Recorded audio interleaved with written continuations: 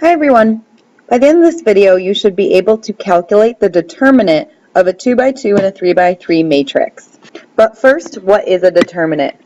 If you Google the word determinant of a matrix, you will get something along the lines of a determinant is a special number that you can compute of a square matrix. I don't even know why I'm writing this down. It's a terrible definition, but I'm going to write it down anyways. A square, keyword being square, matrix. So 2x2, 3x3, 4x4. And the definition really doesn't tell you much. Now, in order to know what a matrix really is, you have to know what a matrix applies to. So we are going to add on to what is a determinant by having a discussion in class. For now, just know it as a number you can compute for a square matrix, and it's going to tell us some important stuff about systems of equations. In terms of notation for a determinant, you will always see what looks like absolute value bars around your matrix. Okay, these are not absolute value bars when it comes to matrices. This is the notation for a determinant, obviously, because we're having a video on determinants. So this could be like a 2x2 matrix, or you can see absolute value bars around a 3x3 matrix. I didn't draw that very well. You can draw yours better. Or you might see like this. And if I say absolute value of A, well, that doesn't mean absolute value anymore. That means the determinant of matrix A. Okay, so to find the determinant, we're going to talk about 2x2 first, and then 3x3 is a little bit more complicated. So for a square matrix, and in a previous video on inverses, I said this was a B, C, D, so I'm going to try and be consistent with that notation, so change that.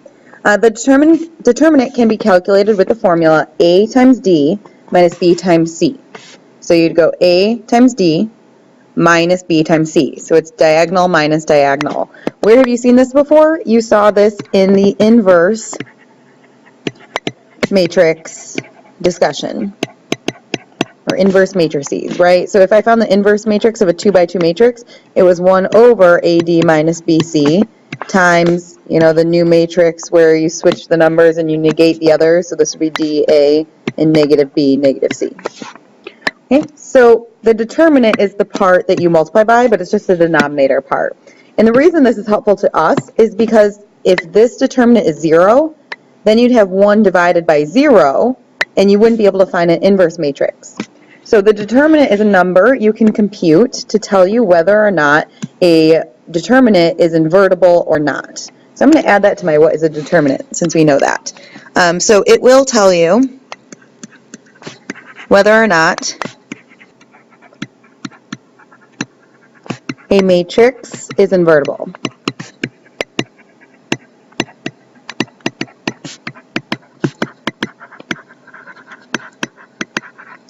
And as we learned in the inverse matrix video, inverse matrices can be used to solve a system of equations. So if a matrix is not invertible, what do you think that means about a system of equations? I'm going to leave this for you to think about. How does that connect to system of equations? Or what types of solutions they will have? You think about that. Come up with some ideas. Okay, so an example of a determinant for a 2x2 matrix, if your matrix is 5, 1, 3, 2, you would take AD, is 5 times 2, and subtract your other diagonal, which is 1 times 3. So in this case, the determinant is 10 minus 3, which is 7, which means, and I should just keep highlighting this, that our original matrix has an inverse, because it's not 0.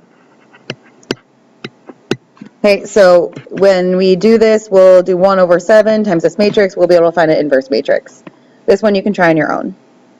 Now, a 3x3 matrix is a little bit more complicated, and I find the definition really scares people, but it's not so bad once you realize what it's saying. So for square matrix A, this means the determinant of A. A is 3x3, so A, B, C, D, E, F, G, H, I.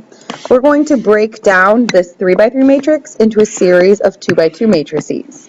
The way we're going to do that is by kind of focusing on 2 different parts of the matrix. So we'll focus on this part, and then our second part will be this stuff down here.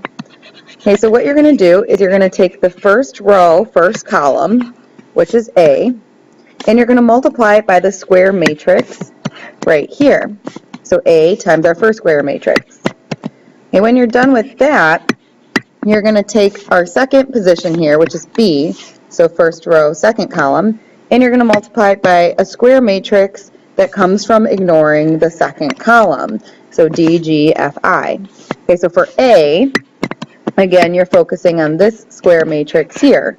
So you ignore everything that's under the A. But then when you multiply by B, you're going to create a square matrix by ignoring everything that's under the B. And then you're going to repeat this process with C. Okay, so you're going to take C and multiply it by a square matrix that you get from ignoring whatever is under the C. So you're going to take the determinant of that. So you can find the determinant of the 3 by 3 matrix by creating a bunch of smaller 2 by 2 matrices that you can find the determinant of, but you have to multiply them by the entries in the first row. Okay, now you're always going to subtract the second matrix. It has something to do with something called cofactors, which the definition's more in your book and we can talk about in class. But this is a formula. Let's learn how to compute a matrix by doing an example. Okay, so say I want to find the determinant of this 3 by 3 matrix. Okay, I'm going to try and break this down into determinants of 2 by 2 matrices by kind of like focusing on one row at a time. So if I'm focusing on this position, I want to ignore everything under it and technically everything that's inside of it, and this would be my 2 by 2 matrix. So I'll take 5 and multiply it by the determinant of this matrix. So 1, negative 1, 2, 4, 8. Okay, then I'll subtract, well, I'm done with that, so let me erase that.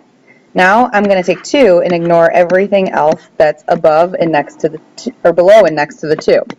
So I'm going to multiply 2 by this square matrix. That's 12, 2, negative 7, 8.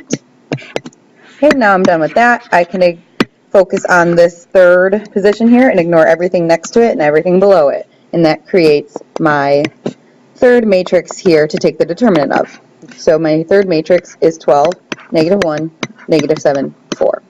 Okay, but remember these bars stand for actually finding the determinant, so you're going to want to evaluate each of these before you multiply and get a number. So the determinant of this 2 by 2 matrix is negative 1 times 8, which gives you negative 8, minus 2 times 4, which gives you 8, which negative 8 minus 8 is negative 16. Just take 5 and multiply by negative 16. Minus 2 times the determinant of this. So 12 times will give you 96, minus negative 7 times 2 is negative 14. So you're actually going to add 14, which will give you 110. Last but not least, you will take the determinant of this matrix and multiply it by 15. Okay, so 12 times 4 will give you 48, minus negative 7 times negative 1 will give you positive 7. So 48 minus 7 will give you 41. Okay, so the determinant is just a number. It's either a non-zero number or 0, which will tell you something, but you actually have to go and compute that number.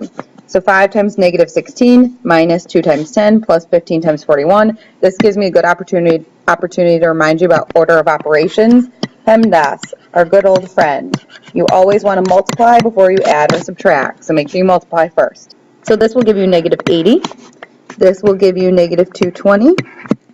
And this will give you a positive 615. Okay, so if you add those all together, then you will get, well, these two together give you minus 300. So minus 300 and positive 615 will give you positive 315. So the determinant of this matrix is 315. Since that's not 0, it means that this 3 by 3 matrix does have an inverse, which will tell you something about the system of equations if you think about it. I want you to try this on your own problem because the determinant does take some calculation practice. Okay, so please come with questions. We'll talk more about why and what the matrix is for, and some more details in class. So have a good night.